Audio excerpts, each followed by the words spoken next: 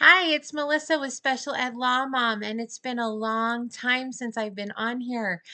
I was reviewing some of my old videos and thought, oh my gosh, I need to go on, and there's topics I never talked about, and I'd love to start helping people again. So I'm on today and hopefully can get at least one, if not a couple videos done. So today's video is going to be all about prior written notice. So if you want to know more, stay tuned.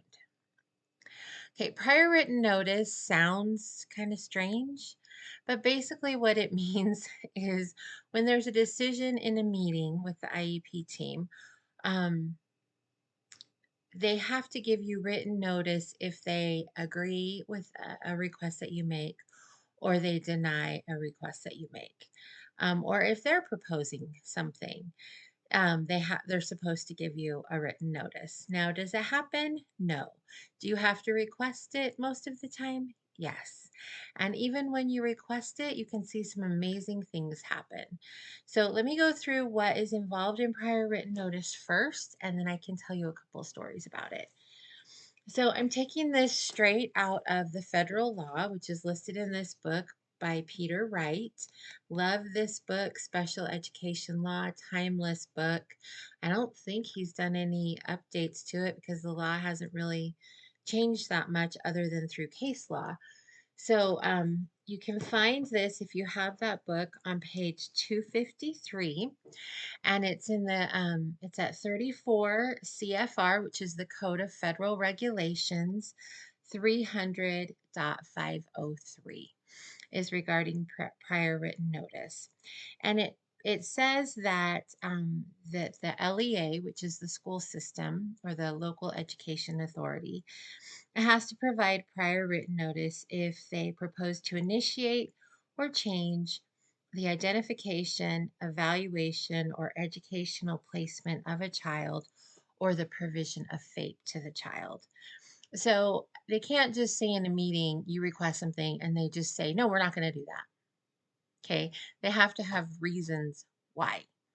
So on this and the content part of this, they're required to just provide a description of the action proposed or refused.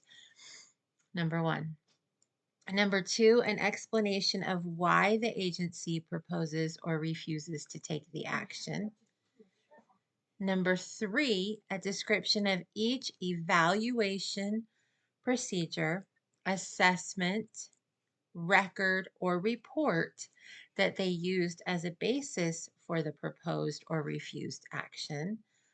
Four is a statement that the parents of a child with a disability have protections under the procedural safeguards.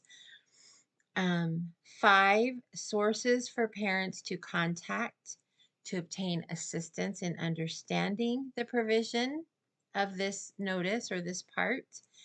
Six, a description of other options that they've considered and why those were rejected. And number seven, a description of other factors that are relevant to the agency's proposal or refusal. So that's a lot that they have to include. They can't just say no. And so I'm going to give you a couple of stories on that. So the first involved my oldest when she was in elementary school. She's now in college. And she was starting at a new school, being mainstreamed full time, and our school district had split.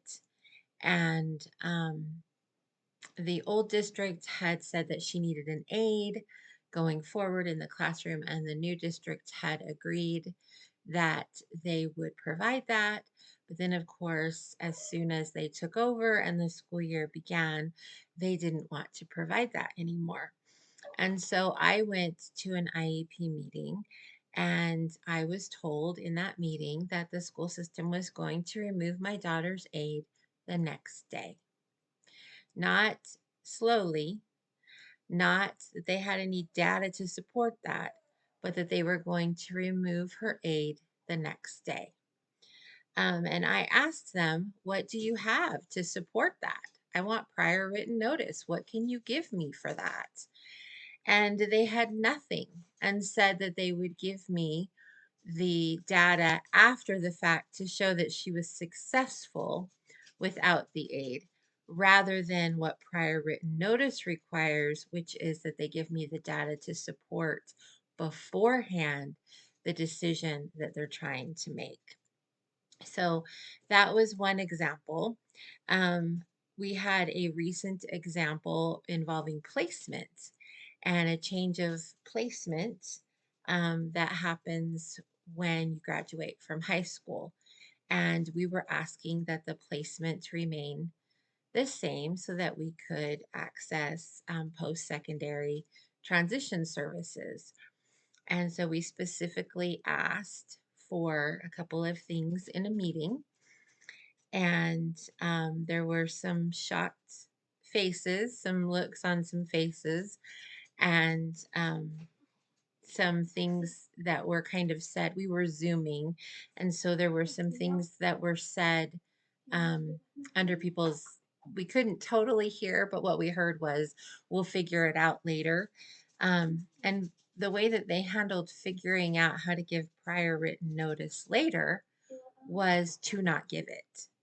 And it actually took multiple emails and two contacts from our lawyer to their lawyer, two different times, and a month of time for us to finally hear that. Well, first off, we heard from a school administrator that they were not required to provide prior written notice, that they only had to provide it under certain provisions. And of course, they left the provision of FAPE out. And then our attorney contacted their attorney for a second time after we got that notice and asked, "What is going on?" Because the law says you're supposed to provide prior written notice. And sorry if you can hear my dog in the background, he gets excited. But she said, you're supposed to provide this, and you're telling us that you don't have, your administrator is telling us you don't have to provide it. What's up with that? And the attorney came back and said, well, we prematurely denied that, and we shouldn't have done that. And so, therefore, because it was a premature denial, there's nothing that we owe you right now. Well, the law doesn't give them the right to get a parental request and then just decide that they're not going to answer it, or to table it indefinitely, or to table it until they want to address it. If you're making a parental request, then there needs to be a yes or a no. And specifically, they're supposed to give the written notice regardless of a yes or a no, but it's very powerful when it's a no, because they have to do all of those things. They have to tell you what they considered, what other factors they considered, what assessments they used, what evaluations, all of those things that I went through in the beginning of this. So I have seen it in meetings before where you will say, I want prior written notice. And it's almost like there's a chill that goes across the room. And suddenly they try to find a way to work it out because maybe they don't have the documentation that they need to support a prior written notice, and they know they have to give a complete one. And so maybe that request will be reconsidered. So, prior written notice, it's a strange phrase for the document that basically says put in writing why you're denying or proposing what you are. And it can be a powerful tool, and it can be used later, because I believe it in part that it's in place so that there's no misunderstanding later about if something was denied or why it was denied, because they have to spell it out there. So that is my video on prior written notice. Again, page 253 in Special Education Law by Pete Wright. I will have a link to this book, an Amazon link to this book down below. I've referred to it as my Bible in the past. It has a great index in it so that you don't have to know exactly where to look. You can just go, hey, they're not giving me, they're talking about least restrictive environment or related services or whatever. And you can look those terms up and go to the back of the book, and it will tell you what pages those are referenced on. He's also got a book all about IEPs and from emotions to advocacy. If you've not read Emotions to Advocacy, that is an incredible book because that teaches you how the system works and about invisible decision makers. And I have a whole video on that. So be sure and check those things out. And I hope that that's helpful to you. And until next time, make it a great day. Thanks. Bye.